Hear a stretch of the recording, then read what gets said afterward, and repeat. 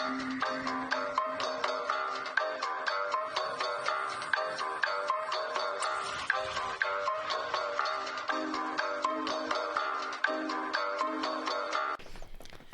hello there. Welcome back to another week Of Historia, the podcast. How exciting. We're your hosts. I'm Jamie. I'm Kylie.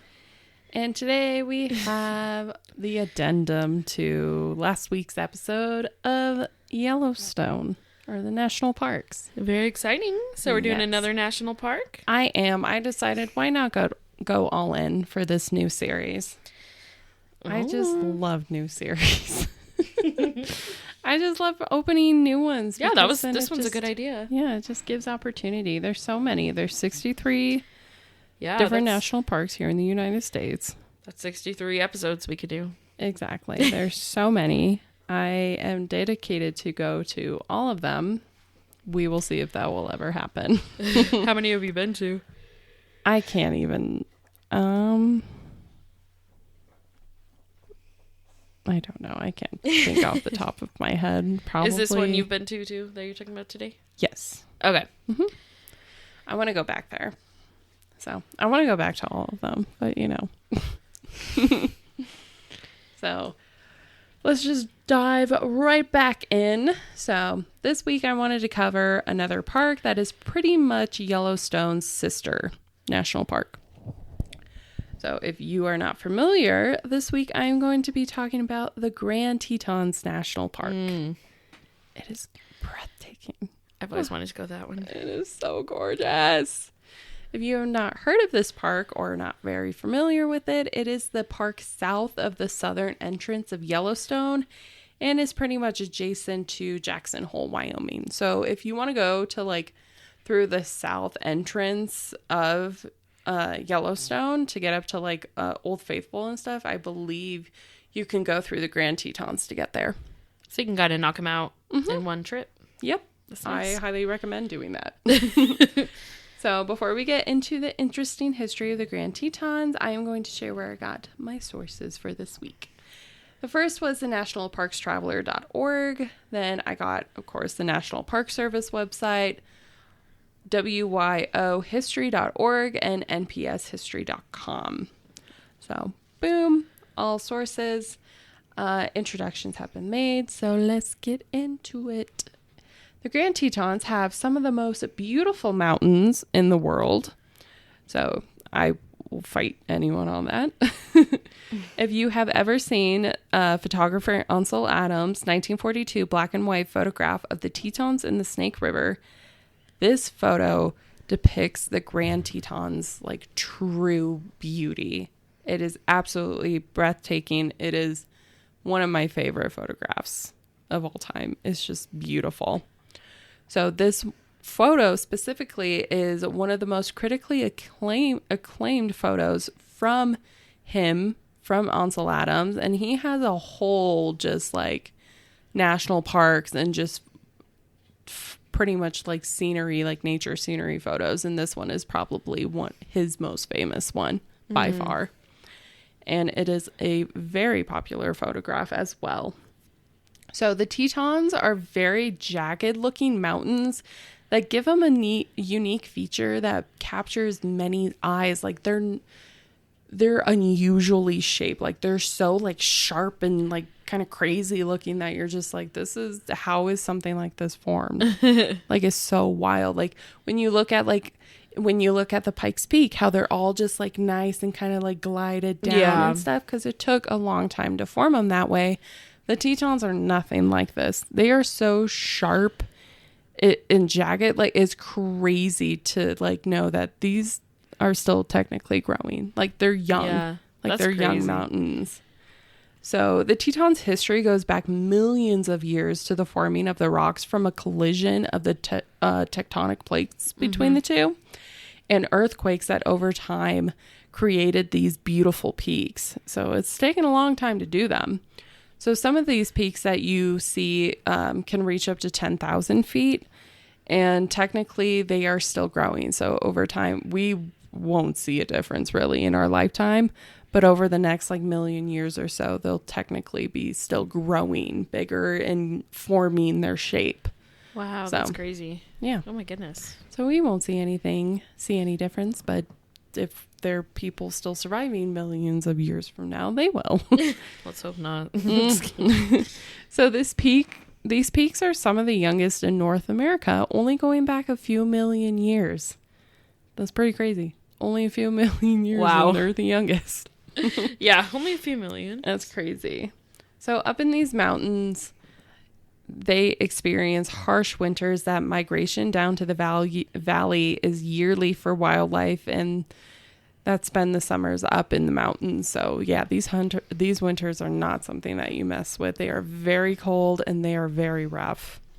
So animals that live in this region, there are quite a lot. So just kind of like how we discussed with Yellowstone last week, there's elk, there's mule deer, there's black and grizzly bears, there's red squirrels, long-tailed weasels, snowshoe hares, and other small mammals and insects. Mm-hmm. And then you have like the moose and stuff like that.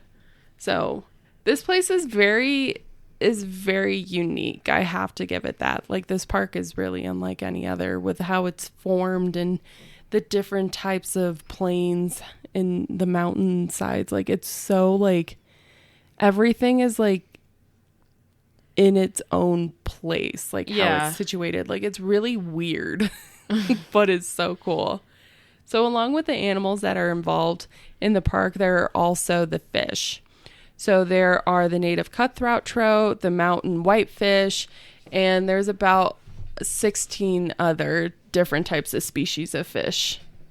So this national park is also filled with many ponds, streams, floodplains, lakes, and the Snake River that flows from the park down to Jackson Hole. So the Snake River, I believe, also goes through Yellowstone and just kind of creeps its way down to Jackson.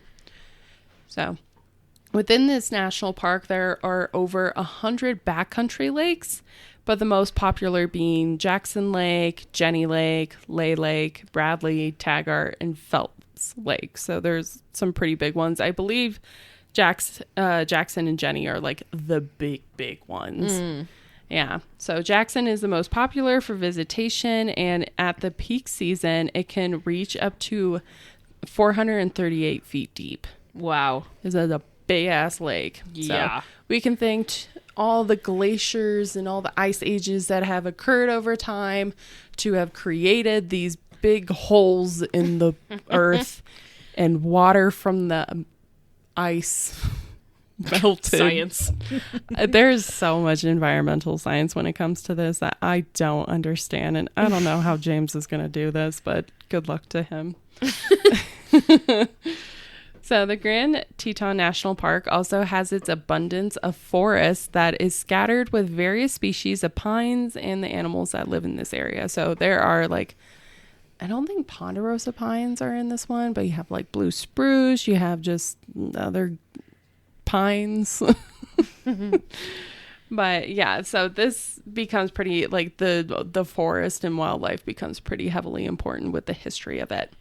So now that we got a little bit of the geology and the environmental science of this beautiful park, let's get into this crazy history that made this into a national park. Like I'm telling you, this blew my mind. Like I did not know the history of this park, and it blows my mind.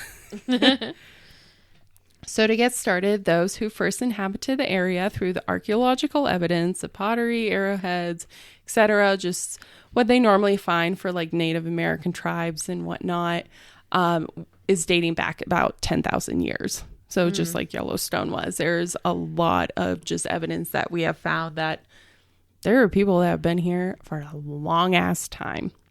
So many of the natives that occupied this area stayed only in the summer as the winters were too terrible and went to stay in areas warmer until the weather improved. And a lot of tribes actually did this where they actually migrated throughout the seasons to stay during the summer. They would stay in like the cooler areas. In the winters, they would stay in the warmer areas. Yeah. Smart decision. They're snowbirds. I get it. Right. So through evidence, though, there is a tribe that actually decided to stay during the winters, and that was the Mountain Shoshone. They were legit, like staying in that winter weather. Oh my God, that is freezing. It gets to high negatives here. So natives would use the river for fishing. They used the vast plant life for gathering and foraging, and they would do hunting in the area. They were a lot better about hunting than everybody else, but that's just them. So the land would be untouched by others, of course, until the 1800s, westward expansion. Yeah. There it is again. So in the middle of the 19th century, fur trappers and those outrunning the law, so you got a bunch of criminals also out here, started to migrate to these areas. If this sounds familiar as last week, that's pretty much the same. Yeah. So a famous fur trapper by the name of David Jackson became such an influence of the area and the profession. He explored this area, the Tetons area, quite thoroughly and was just like, this place is pretty legit. I want to kind of like set some property down here. Mm-hmm. And he pretty much influenced the name of a little town called Jackson Hole. Oh, okay. This is a huge ski town now. Like it's a big hub for Wyoming. Mm. Like there's really nothing going on in Wyoming. No. Except Jackson Hole and Cheyenne. That's it. It's not a lot. No, there is not. It's so flat. Yeah. Oh my God, it's so flat. It's so boring. The mountains are nice, actually. They're really nice. Exactly. Yeah. Like once you head out further west, it is prime. But when you're on the east, it is so bland. Yeah. There's nothing going on. And it's windy and cold. Oh, yeah. So as this town started to grow with people wanting to come out west, the more they went up north, the Grand Tetons would stop all to mark at the beauty of the place. So everybody was in Jackson and they're like, oh, let's kind of like go stake out some land. And then they would see the mountains and they're like, holy shit. So like when you pass by them, like you literally pull off just to like stare at them. Yeah. They're gorgeous. With this area already starting to grow some attraction and wonder as Yellowstone had just been named a national park, it was a true sight to see. It grew interest to this new site. It was just south of the park. So Yellowstone had just become a national park. People were starting to get interest in it. And so, of course, they want to stay somewhere because they didn't have the hotels yet. So they would go to Jackson. Mm. And so when they were in Jackson, they would pass the Grand Tetons. So they're like, whoa. So in 1872, Ferdinand Hayden, who we discussed last week, briefly, very briefly, he was chief of one of the government surveyors, and he decided to send a team to go down to Jackson to explore the mountains in the area that people were so invested in. So he was just like, go check it out. I want to know more about this area. Mm-hmm. So Hayden even went on to send his photographer, William Henry Jackson, to take photos of the talked about peaks in the area surrounding it. So they were a little bit more serious about it than they were with Yellowstone. They're like, okay, we know what is in Yellowstone and the coolness of it. So let's actually go pretty extreme to find what is in the southern part. That makes it so interesting. Yeah. So William Jackson would be one of the first to take pictures of the peaks, but he was not the only one on his team. Hayden wanted to make sure that William had someone who knew survival of the mountains. So Hayden sent climber Nathaniel Langford along with him just to make sure that he wasn't doing stupid shit. Probably fair. So during this trip, it was said by Langford that he climbed the Grand Teton and reached its summit. There was no selfie proof to provide any realness to this, but he said so. So it's true. All right. We don't know. This trip seemed to come back successful as eyes on the Grand Tetons were set and a whole lot of drama was about to unfold. Pushing along to the year 1897, President Grover Cleveland, if you have no idea who he is or what he did in office, well, there is this. He did I don't know what he did except this. He just existed. He decided to get involved in the conservation initiative for the Teton Range to the valley. He went as far to establish 829,440 acres of the surrounding area of the Teton Range to be the Teton Forest Reserve, so like a national forest. Mm-hmm. It is also around this time that we have documented man William Owen, who made it to the summit of the Grand Teton in 1898. Who's the first one to make it to the summit? We may never know. Oh, interesting. Who cares? You know what I mean? Let's also make note that during this time frame, more people decided to leave the South and East Coast and behind and move out west. People wanted those good old mountain fresh air that they had no idea what was in store for them. Wild, wild west. Mm-hmm. With Jackson Hole becoming more popular on the map with 2 natural attractions nearby, people wanted a piece of the land around there. Farmers started to develop in areas with cattle, sheep, goats, and all the farm animals imaginable. Now remember this, as it will make a comeback. Ooh.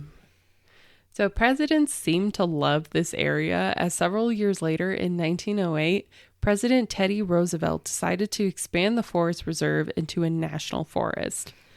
This would expand the acreage tremendously to 1,991,200 acres. Wow. Yeah.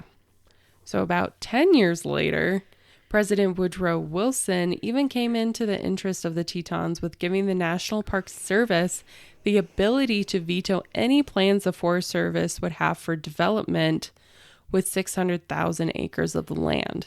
So out of that, like almost 2 million acres, 600,000, there could be like development on it, and the National Park Service could say no.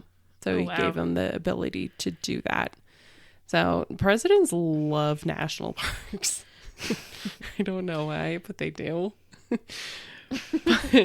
gives them something to do. Yeah, and it's been like almost 50 years and this still hasn't become a national park. That's so crazy. It's just sitting around.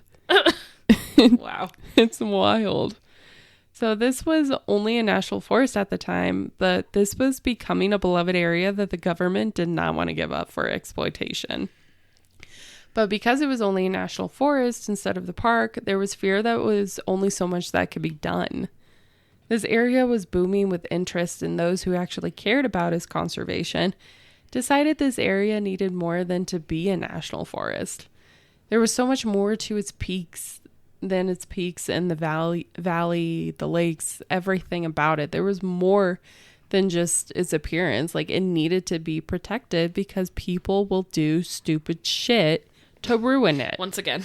Literally, every single time. So Congressman Frank Mondale and others believe that the Grand Tetons needed to be a national park. It had to be protected. At this point. So to have the area to be completely protected, it needed to be under the protection of the National Park Service and the U.S. government. Congressman Frank Mondale had this bill drawn up, ready to send into the higher-ups in D.C., and it passed flying colors in the House. But as soon as it entered into the Senate, the idea was wiped out pretty quickly. The one who was leading force into making this bill disappear was Senator John Nugent. I call him Nugget. Of Idaho. When ranchers heard of this bill coming into the big house, they knew they needed to have a say. Of course they did. Yep. The ranchers would go to Senator Nugent and explain that the bill had to be rejected as they used parts of the land as pasture for their sheep and cattle during the summer and feared that they would be losing their grazing rights. Oh, wow. Mm-hmm. Jackson Hole residents even got word of this and too disliked the area becoming a national park. Now, I could see why they could hate this idea, but it's absolutely ridiculous. One reason would be the endless swarm of tourists that come through, but I feel like they would appreciate that over time. It would also be a business boom for people to do stupid things in town, which a lot of people did as well. With becoming a national park, there would now be reservations on fishing, I'm sure hunting, and entering lakes and hiking. It's all pretty valid, but it's still ridiculous. Like, you don't want 1 million people fishing at once in this one area. Oh, yeah. You're going to run out of fish. Many even dislike the idea of the Tetons becoming a national park, but because it was another thing the government would have control over. I mean, yes, but there's worse things that the government could have control over. Yeah, exactly. So they're just making sure that there's not 10-story condos being built up in front of the Tetons. I am biased. So people like the idea of the area keeping as a national forest so they could keep destroying. I'm sorry, to keep what they wanted to do with the land. So town meetings in Jackson Hole would have this idea come up, and all would declare their thoughts from approving to disapproving. It was an endless circle of getting nowhere on the decision-making process. But of course, minds start to change when change of your livelihood becomes involved. People are selfish. People were starting to grow attracted to this site over time. I mean, Yellowstone's not far away. There's plenty to do. And why not go to the Tetons? So Jackson Hole was growing with tourism to the point that companies started to come in wanting to purchase and set plans of expansion. What one of the companies wanted to do was dam up some of the lakes in the area so that there would be more irrigation for growth over the town. This also meant that they wanted to put lodges and summer cabins. I mean, thousands of them around the area. Wow. Yeah. There was big development to exploit the land and make it a money grab. Also meant that a lot of this public land farmers used would disappear. Dang. So instead of allowing this monstrosity to occur, the National Park Service decided to use their veto powers to good use and decline the plans of expansion of irrigation in the summer homes. They're like, absolutely not. You're not doing anything to touch this. Fuck off. So farmers actually appreciated this. They were like, okay, so they're not so bad. And they started to move forward onto the side that this land needed better protection. Ranchers wanted help on what they could do to prevent development to take place that could possibly take place in the future. A few ended up going to the superintendent of Yellowstone at this time, Horace Albright, and asked for his help on what could be done for future conservation of the Tetons. It would be decided by the group to find a rich person to come in and purchase a fat piece of land and donate it to the government so that the government would acquire it and protect it, and so no development could occur in that area. That was like their smart plan. Yeah. Wow. So in 1927, that rich man was found. Ooh. It was John D. Rockefeller Jr. Oh, Rockefeller. Exactly. Okay. He decided, why the hell not? And he went on to purchase 114,170 acres north of Jackson Hole. This would cost him at the time $1,397,000. Oh my God. Yeah, for it being that time in 1927. This will hold the area protected for further development, so he could do whatever the fuck he wanted with that land. Oh, jeez. So a couple years down the road, in 1929, the National Park Service and the team for the National Forest kept going to D.C. asking why this area has yet to be considered a national park. It was an area unlike any other and needed to be protected and untouched from man-made development. It finally went to Wyoming Senator John B. Kendrick, who decided that the service was right. The Tetons needed such protection and gave his full support. It was in this year that President Calvin Coolidge, no idea who he is, created an act to make the Grand Tetons a national park. The park at this time was only half its size to what it is now, and not to mention that there was still the unofficial section that Rockefeller purchased, so they were pretty much like two separate things. So people didn't know that it was him who purchased that part of the land, because they came up with like this whole like ploy to make it seem like a company bought it and that they were like going to use it for some future use. But like nobody had any idea that it was him and their intentions to make it a part of the National Park Service. Like nobody knew until like word got out. Of course, everything. So, and in no time, the word did eventually get out that it was Rockefeller who purchased it, and they found out his motives for it, and people were not happy about it. They're like, what the fuck?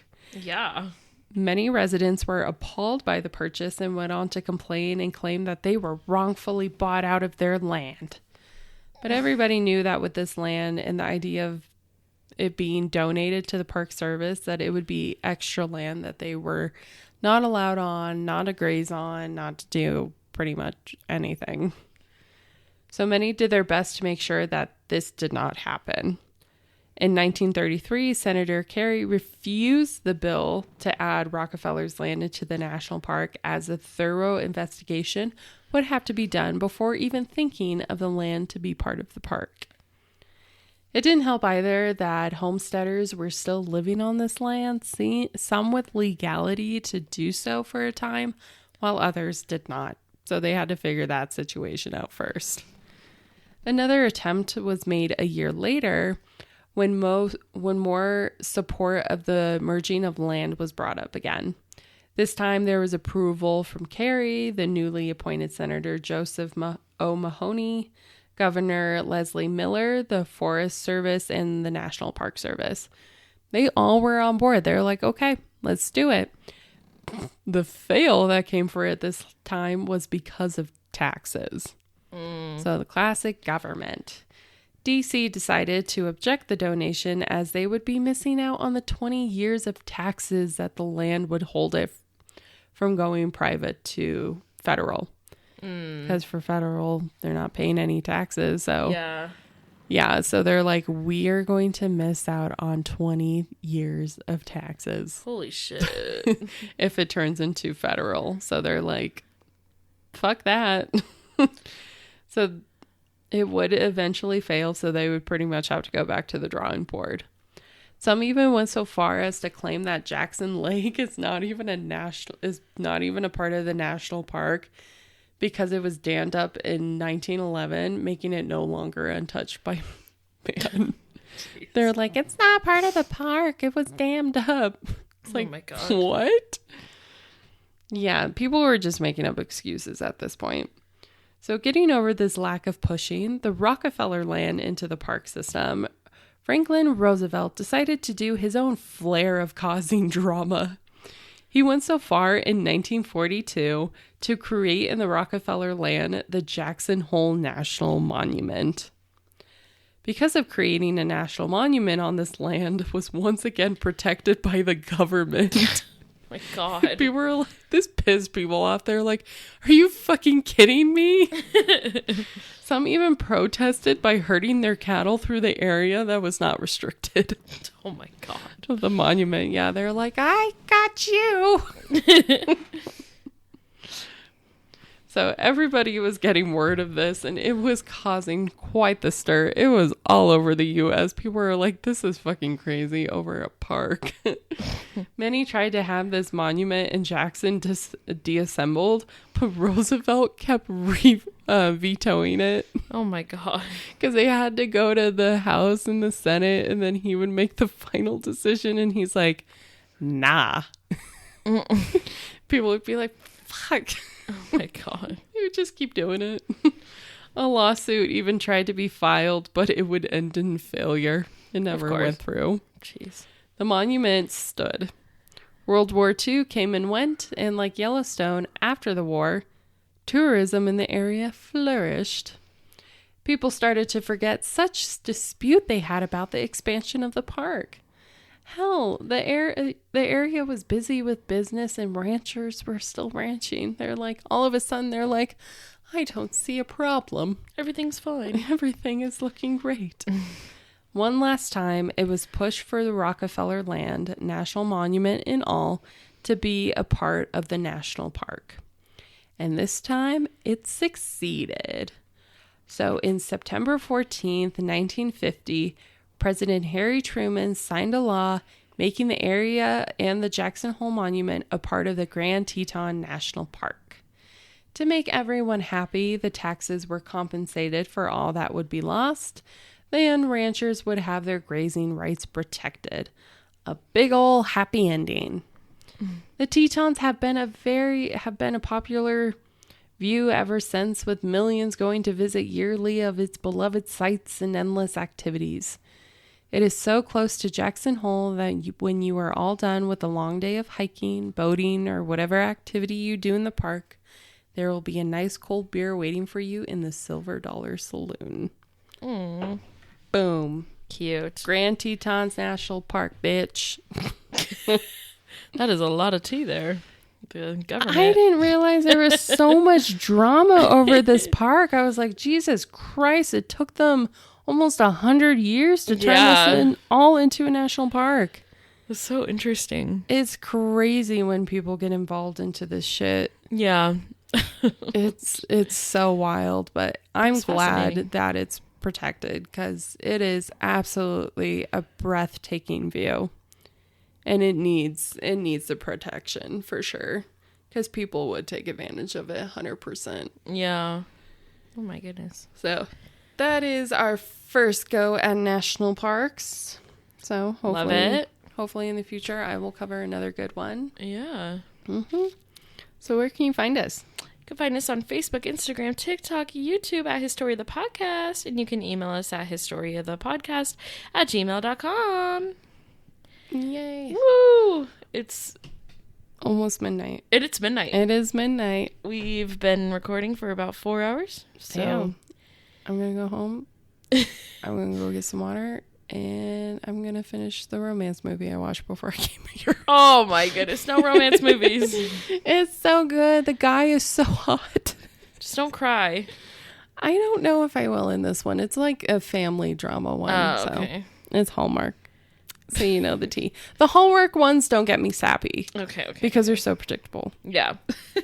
So we'll catch you next week for more Historia tea. Yeah. What's coming next? You'll find out. Stay tuned. All right. We'll see you then. Bye. Bye.